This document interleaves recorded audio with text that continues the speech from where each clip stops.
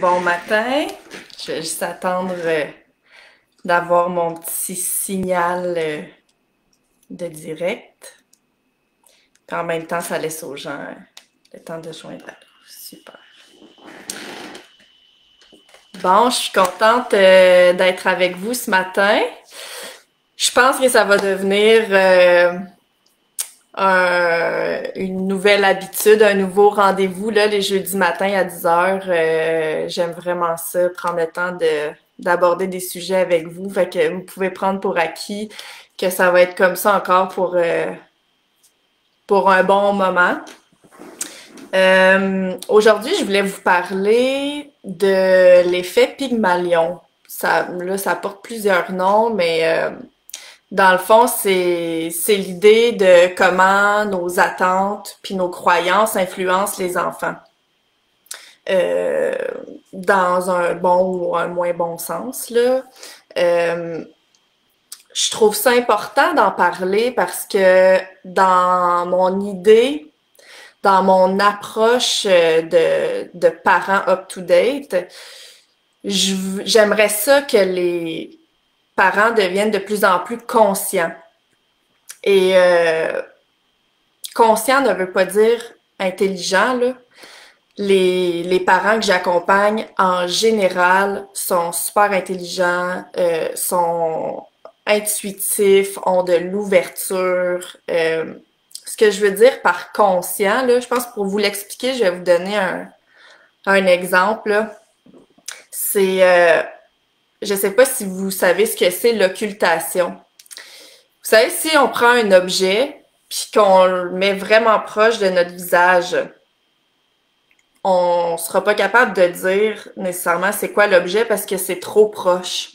Ça prend comme un recul pour être capable de l'identifier. Donc, vous, avec votre recul, vous êtes capable de me dire que c'est un stylo que j'ai d'en face.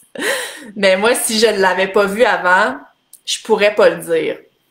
Puis ça, tout le monde, tout le monde vit ça au quotidien. Puis c'est ça que je veux dire par être plus conscient, c'est être capable d'avoir un recul, d'être capable de se regarder, de mieux se comprendre pour faire des choix plus conscients aussi, agir de façon plus consciente. Puis c'est pour ça que je vais vous parler souvent des attentes puis des croyances parce que on a plein d'attentes et de croyances inconscientes qui agissent énormément sur nous et par le fait même sur les enfants. Donc, je trouve ça important d'amener ça en conscience pour qu'on puisse changer nos façons d'être, nos façons de faire, qui peuvent parfois avoir de grandes conséquences sur les enfants. Donc, cette étude-là, l'effet Pygmalion, il y a plusieurs études qui ont été faites. Et ce que ça dit, c'est que dépendamment de ce que l'autorité ou l'environnement d'un individu va croire, plus son environnement et plus les autorités autour vont croire en sa réussite et plus il y a de chances de réussir. Et ça a été fait beaucoup dans des milieux scolaires, donc avec des enseignants et leurs élèves. On pouvait dire d'avance à un enseignant, tu vas voir pendant l'année, tel élève va avoir comme un éveil intellectuel, puis tu vas voir ses notes vont monter en flèche. Puis tel enfant, tu vas voir, eux, ça va plutôt chuter, puis tel enfant, ça va rester tel quel, tu sais. Donc, l'enseignant, avec les attentes qu'il avait, ben, sans s'en rendre compte, il agissait différemment avec les étudiants. Il s'adressait à eux d'une façon différente. Donc, il y avait plein de micro-changements à l'intérieur de l'enseignant qui venaient influencer les enfants, leur façon d'apprendre, ce qu'ils pensaient d'eux-mêmes, etc., etc. Fait que ça a beaucoup de conséquences, ça a un gros impact quand même, puis c'est pour ça que je vais en parler, parce que là, ça a été fait beaucoup dans les écoles, mais on voit ça avec les parents aussi. Si un parent croit d'emblée que son enfant va vivre un échec, ben, il y a de fortes chances qu'il mette moins d'efforts, moins de présence, moins d'encouragement dans ses intentions. Ça va être, des fois, c'est subtil, là, ça va être des tons de voix qui insinuent que ça risque de pas fonctionner. Ben, l'enfant, il capte tout ça, il l'intègre, puis il répond aux attentes, qu'il va vivre l'échec ou la réussite quand nos croyances et nos attentes sont positives. Fait que ce qui est chouette là-dedans aussi, c'est que quand on sait ça, ben on peut prendre conscience de c'est quoi nos attentes puis nos croyances. Puis si elles sont limitantes pour l'enfant, ben là, on peut les changer puis s'ouvrir à d'autres choses. Je vous donne un exemple. Quand j'ai déjà travaillé dans un magasin où on vendait entre autres des articles scolaires quand j'étais étudiante. Puis c'était fréquent que des parents venaient, des fois avec leurs enfants, des fois tout seuls, mais pour acheter, mettons, ça a l'air drôle, là, mais un compas pour le cours de mathématiques. Puis là, il y a différentes marques de compas, différentes qualités. Puis j'étais étonnée à quel point plusieurs parents faisaient des commentaires comme oh, pas besoin de prendre le plus cher, de toute façon, mon enfant, ça fera pas un mathématicien, tu sais. Puis souvent des choses comme ça, puis imaginez devant l'enfant, ben c'est sûr que l'enfant, lui, il intègre ça, puis il se dit, bon, ben moi, j'ai pas intérêt à c'est sûr d'emblée que je deviendrai pas un mathématicien ou un médecin ou peu importe là. Ben là, ça a l'air comme évident, puis on peut se dire ouais mais là moi je fais pas ça comme parent quand même dire que mon enfant il fera pas telle affaire ou qu'il est pas bon là-dedans. D'accord, des fois c'est plus évident que d'autres, mais comme je vous disais tantôt, avec l'effet d'occultation, c'est que des fois c'est des petites choses qu'on peut croire, c'est des choix qu'on va faire différemment, c'est nos intentions qui vont être différentes, puis on s'en rend pas compte. Puis l'enfant va répondre à ça. Je l'ai vu aussi beaucoup, étant donné que je suis aussi éducatrice spécialisée, ben moi j'ai été amenée à travailler avec des enfants qui ont des besoins particuliers. Ben ce que je remarquais souvent, et là c'était plus de la part des intervenants, mais aussi des parents, c'est qu'un enfant qui vit longtemps une difficulté, un défi, ou qui fait des gestes de façon répétitive, ça crée comme la croyance que l'enfant il est comme ça. Et moi, je pouvais travailler avec les enfants puis les parents pour que ça change. Puis l'enfant, effectivement, changeait ses comportements qui pouvaient être dérangeants, par exemple, ou avait des réussites, mais les intervenants puis les parents s'adaptaient pas toujours à la nouvelle réalité de l'enfant. Ils restaient dans leur vision puis leur croyance que l'enfant, il était comme ça. Ouais, mais là, tu sais, vu que ça fait longtemps qu'il fait des crises ou vu que ça fait longtemps je sais pas, là, qui fait pas telle affaire, ben c'est comme s'il prenait pour acquis que c'était encore comme ça, puis il y avait de la difficulté à s'ouvrir au fait que l'enfant, il pouvait changer, il pouvait s'améliorer. Fait que j'en parlais souvent, je le répétais souvent parce que ces personnes-là, ça ne rendait pas compte. C'était comme inconscient. Sauf que de croire ça, ça limitait l'enfant dans sa situation, puis ça l'empêchait d'évoluer. Parce que quand il vivait une réussite, c'était pas tant reconnu, on le voyait pas ou on doutait que ça allait durer dans le temps. Ah oui, là, c'est vrai, il a réussi ou il a changé, mais c'est comme si les parents puis les intervenants étaient toujours en attente qu'à un moment donné, on revienne en arrière. Mais là, si on reste dans notre peur puis dans notre croyance que l'enfant, il peut pas changer puis qu'étant donné qu'il a été d'une telle façon pendant si longtemps, que ça serait bien surprenant que ça change, ben là, on met pas ce qu'il faut en place, effectivement, pour qu'ils réussissent. Donc, c'est pour ça que je trouve ça important d'en parler, puis de tout le monde mettre ça en conscience. Là. Il faut absolument que ça change parce que là, des fois, les enfants font des efforts considérables, ils démontrent leur réussite, puis le simple doute que ça peut durer, que c'est réel, ben ça le maintient dans l'échec ou dans la non-évolution, tu sais. Puis j'ai aussi, dans ma vie, travaillé dans un organisme où ça, c'était quelque chose de super important. Puis, salut Marie, je suis contente. Ah, je voulais vous dire aussi, là, je fais une petite parenthèse, même si vous voyez le live en rediffusion après, je vous invite à me laisser un petit commentaire ou à faire un like comme ça. Je le sais que vous êtes passé puis que vous avez vu la vidéo. Puis si vous trouvez ça pertinent puis que vous avez envie de partager, vous pouvez soit partager le live ou en écrivant des commentaires, en fait, ce que ça fait, c'est que ça maintient le live dans le fil d'actualité puis ça permet à plus de monde de le visionner.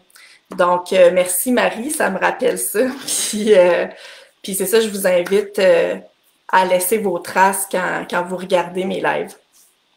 Donc, je reviens à ma petite histoire, là, quand j'ai travaillé dans un organisme pendant plusieurs années, puis il se démarquait vraiment par quand un enfant arrivait, on lui offrait toujours carte blanche. Donc, puis c'était important pour nous de pas savoir s'il y avait un diagnostic, s'il y avait un dossier, on voulait pas savoir ça parce qu'on voulait pas être teinté dans notre approche avec l'enfant. Puis ça, c'était super avant-gardiste parce que les personnes qui ont pensé à ça puis qui ont demandé à ce que ce soit intégré au sein de l'organisme, on parle des années début 90. Puis ça clashait vraiment parce que on avait à travailler beaucoup avec le milieu scolaire puis d'autres milieux d'intervention auprès des enfants. Puis quand on va dans les écoles, dans les CPE, peu importe, là, de façon assez générale, on va parler de confidentialité puis dire que les choses sont confidentielles. Mais clairement, tout le monde n'a pas la même définition de ce que c'est la confidentialité. Puis ça, c'était quelque chose qui était très poussé là où je travaillais, parce que ça allait jusqu'à s'il y a un enfant qui me dit ce qu'il a mangé pour déjeuner, ben moi, j'irai pas voir mon collègue pour lui dire « Hey, tu savais-tu, un tel, il a mangé ça pour déjeuner? » Tu sais, des fois, les adultes, on peut faire ça pour mettre en relation un enfant puis un autre adulte ou faire sentir à l'enfant qu'on l'a bien écouté ou qui est important pour nous, puis on se met à partager de l'information qui lui appartient.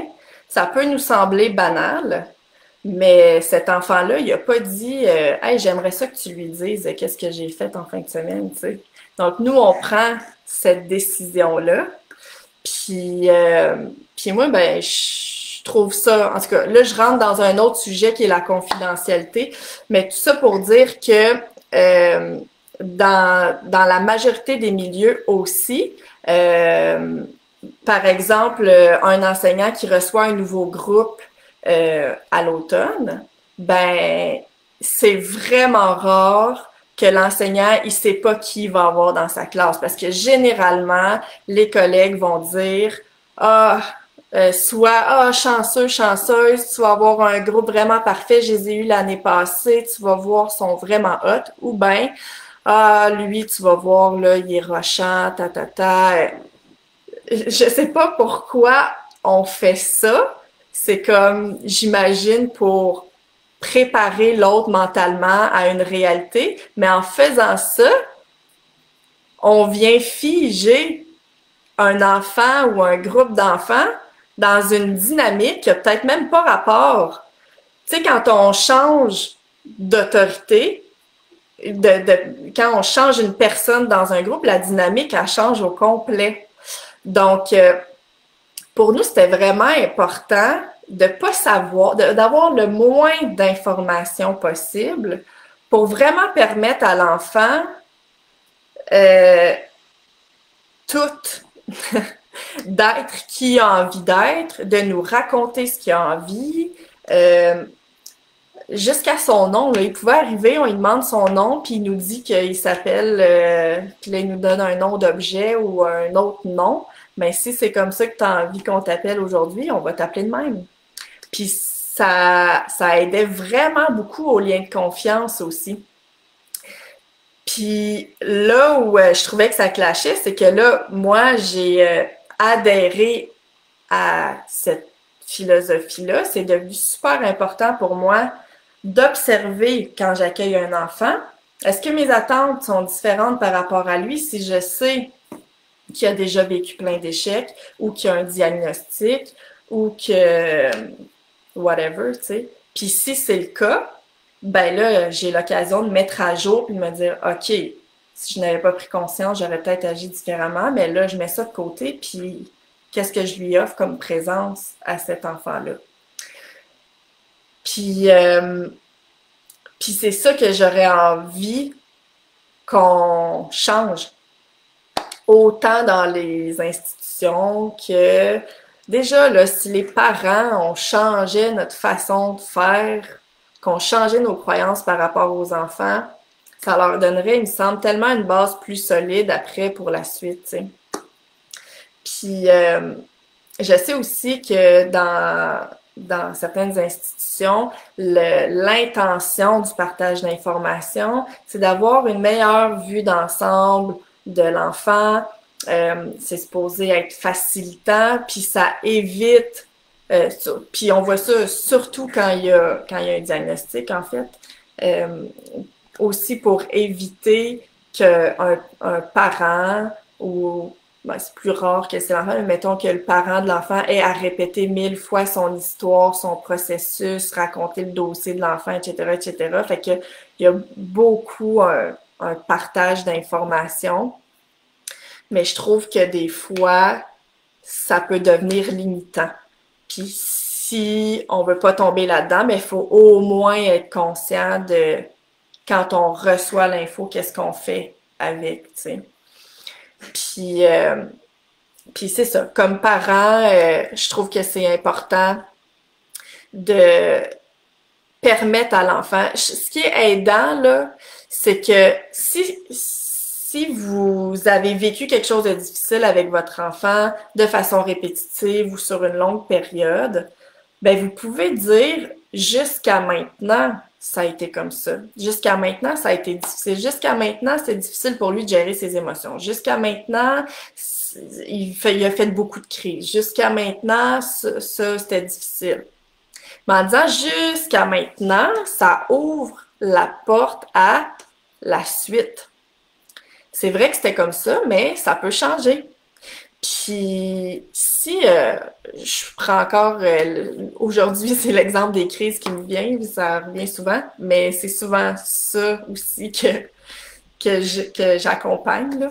Donc, mettons que l'enfant il a fait des crises à répétition puis sur une longue période, puis que là, on trouve qu'est-ce qui crée ça, puis qu'on met des choses en place, puis que là, hey, yes, ça fonctionne, ben ça veut pas dire qu'il en fera plus jamais des crises. Ça va diminuer en fréquence, puis ça va diminuer en intensité. Mais souvent, ce qui arrive, c'est qu'on tombe dans le piège. Là, ça va bien. Puis là, à un moment donné, oups, il fait une crise. Ah, ben c'est ça, on est revenu en arrière. Ben c'est ça, ça n'a pas fonctionné. Fait que là, on est en train de mettre en lumière que nos croyances sont encore présentes. On est encore en train de croire que l'enfant n'a pas réussi, qu'il n'a pas évolué, qu'il n'a pas avancé, au lieu de voir tout le cheminement qu'il a fait. Puis là, il fait une crise, ben il exprime quelque chose, on va s'en occuper. Puis là, ben, étant donné qu'on sait comment s'en occuper maintenant, ben on le sait que ça va encore diminuer en fréquence puis en intensité, fait que ça va peut-être être encore plus long avant que ça se reproduise, tu sais. Mais c'est ça. Fait que Fait que c'est ça que je voulais aborder aujourd'hui. Puis, parce que je regarde mes petites notes parce que je voulais rien oublier. Ah oui, c'est ça. Puis qu'est-ce qui fait qu'on a ces croyances-là, qu'on reste figé? C'est souvent parce qu'on a des peurs.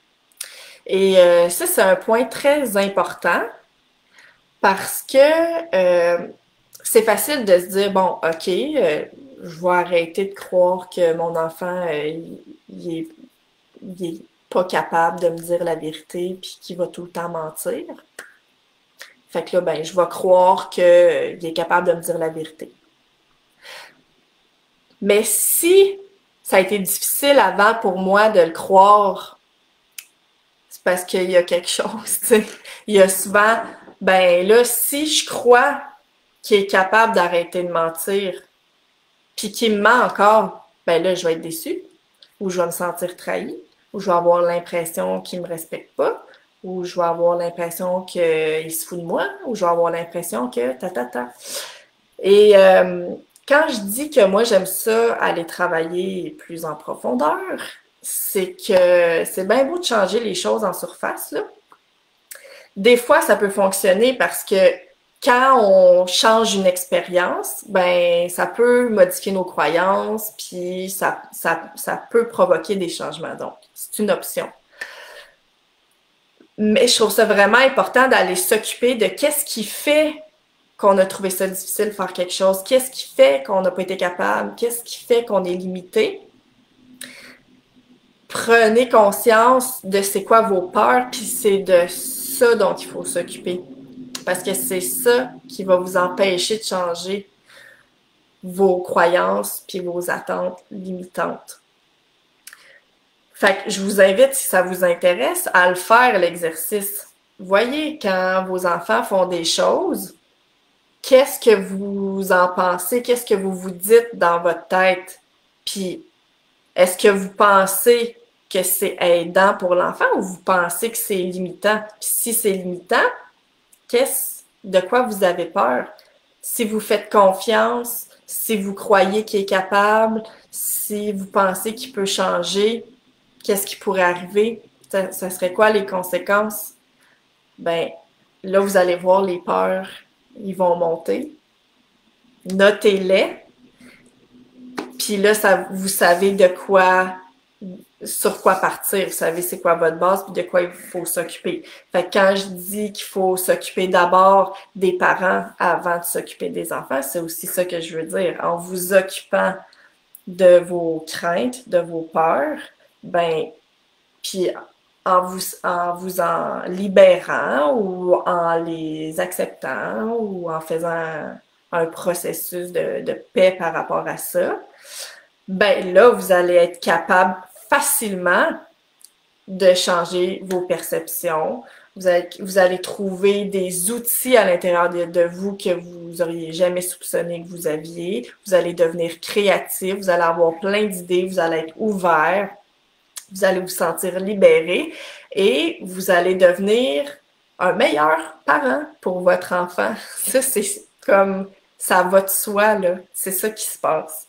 Fait que si ça vous intéresse de faire ça, je vais mettre en commentaire le lien de mon programme Parents Up to Date, puis ça va me faire plaisir de vous accompagner pour aller voir qu'est-ce qui bloque, qu'est-ce qui limite, puis qu'est-ce qu'on peut faire avec ça pour en sortir puis créer d'autres choses. Donc, je vous laisse sur ça, puis je vais vous annoncer bientôt un autre projet que j'ai en tête qui va débuter probablement en octobre. Fait que restez à l'affût des prochaines nouvelles. Puis sinon, on va se revoir jeudi prochain pour un autre live à la même heure, à 10 heures. Donc, je vous souhaite une belle journée. Puis on se revoit très bientôt. Bye bye!